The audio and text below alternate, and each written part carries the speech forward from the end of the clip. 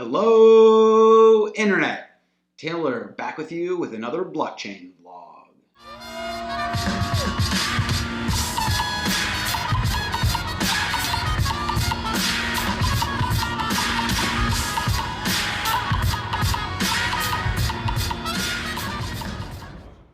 Sorry for the long time no update. Posted a couple of videos this week to kind of bridge the gap, but when I travel it's a little hard to put these videos out.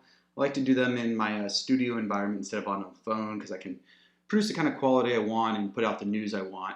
The first thing I wanted to talk to you this week about was uPort. Been playing with it a bit. They put out an app on Android and iOS. You have got to sign up through them, and then they give access to a test flight account, which then gives you access to download the uPort app. It's pretty basic and simple for now, but I'm able to add contacts and play around a little bit with it, scanning QR codes and so forth.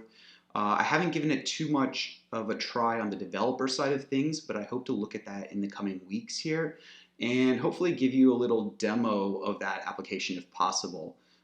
Just played around with it and don't have too much feedback right now, but it's really exciting to see some of these blockchain related applications make it to mobile, especially when you think about identity and reputation and how uPort can be one of the core building blocks to building out this whole new ecosystem on blockchain. So looking forward to playing with that more, and we'll get updates to you as they come out.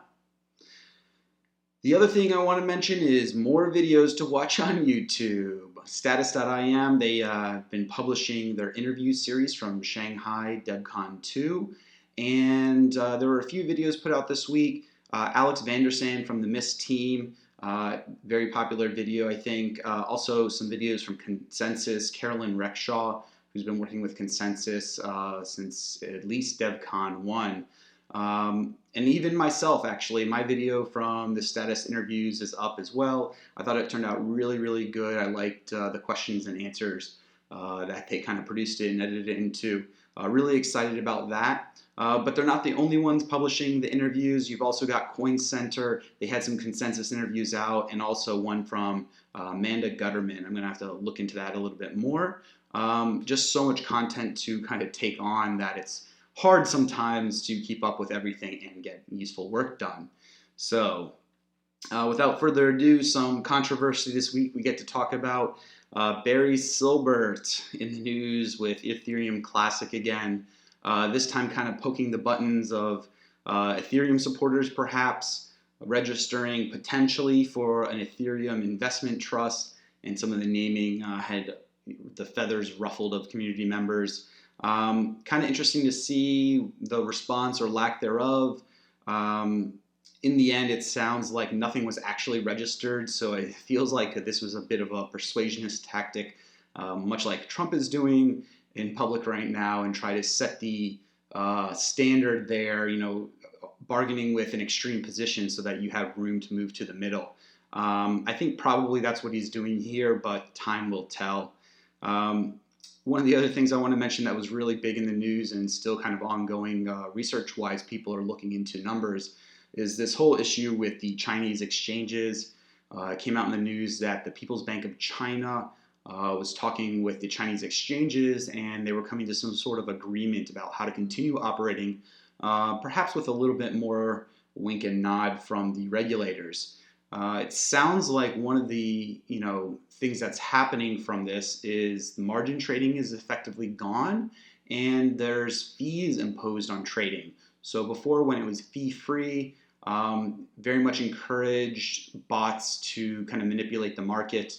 Now that there's a fee involved, to a lesser degree, they need a larger spread to make that profit. So the net result is actually we're seeing a decrease in trade volume significantly on the Chinese exchanges, down 90% or so, and there's some question about how much of the volume is faked, how much is real.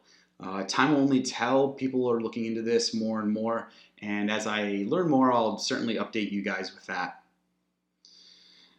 Also in the news, we had some information from the Swiss private banking sector, where they are using a private Ethereum chain, which I think is exceptionally interesting, to have banks that are going forward and saying, yeah, let's get this technology ready, let's experiment with it. They're not quite ready for the public internet, so they're developing on the intranet, so to speak, if we're using 1990s parlance. So I think this is great. I think that they're coming out and saying this in the beginning of 2017 just goes to show further that 2017 will be the year of blockchains, just as Michael Perkins said on the joining of Shapeshift. Good news for Switzerland, and also having just been there, I think that the general feeling, certainly not when I walk into a UBS bank or a Migros bank or anything like that, but if you talk to people at the higher end of the fintech sectors, the insurance sectors, etc., they're definitely aware of blockchain. They're aware it's coming. And I think that, there's an opinion, not that it's just coming, but it's almost inevitable at this point.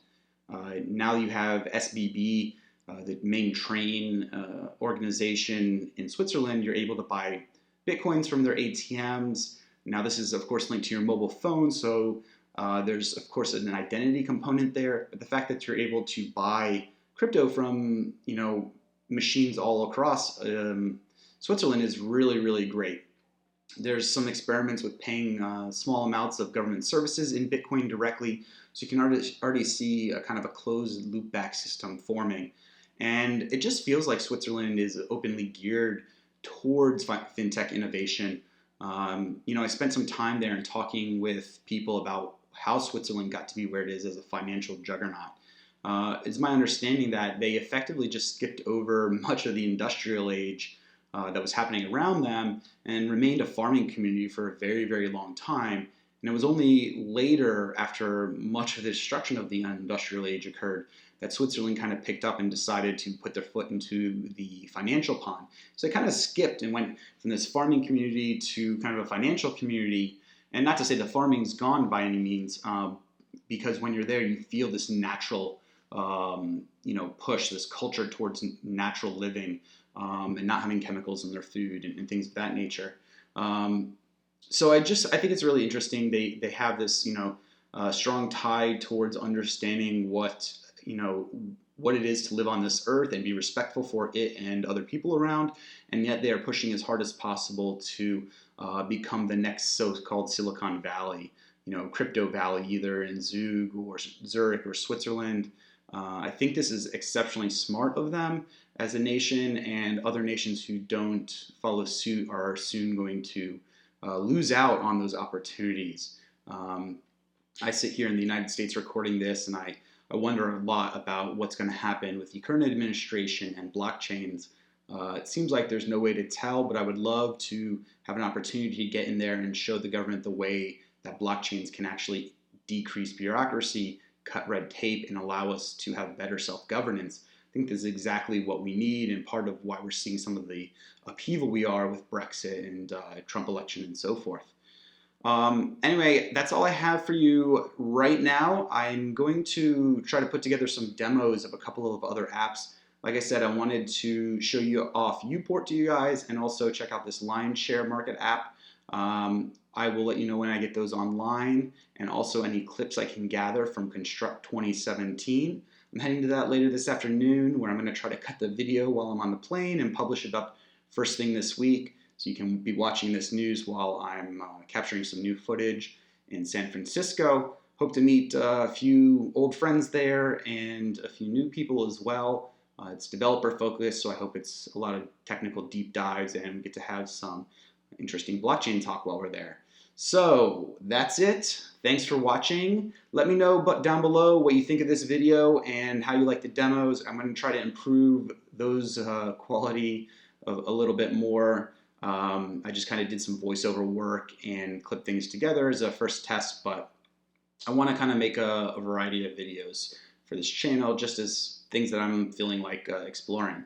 So until then, have a great week. Ik kan gewoon hier en je kan mitmachen, mitfahren.